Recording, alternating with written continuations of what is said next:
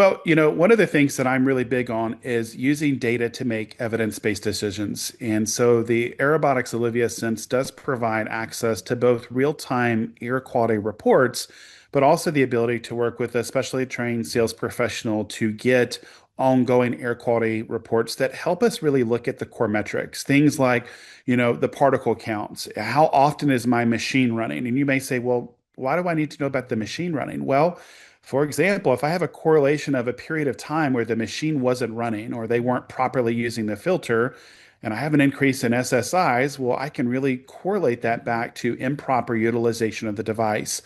I also want to look at things like the microns, right? To understand the types of particles that might be floating around from a biological perspective. From an ASHRAE compliance and OSHA as well as ARN perspective, I want to understand things like temperature and humidity to understand, hey, am I really being compliant with those recommendations? Do I have some excursions taking place? Are there environmental challenges that might take place? Now, staffing is another big challenge for all of us in healthcare, especially for our academic medical centers that are involved in teaching residents and fellows. And while we always want to encourage teaching and education, one of the big things that comes with that is opening and closing doors.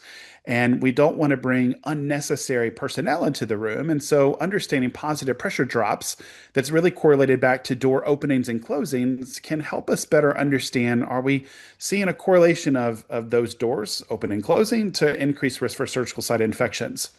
Another thing that's closely correlated with that, that's also tracked in the air quality report, is CO2 levels, right? The more people, certainly the higher the level of CO2.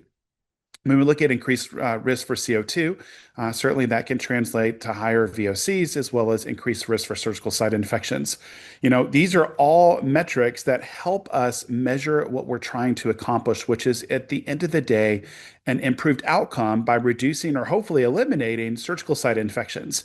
The key is continuous access to this dashboard that allows us to make real-time decisions. We don't want it retrospective. We really want to try to do this in real time so that we can impact change immediately.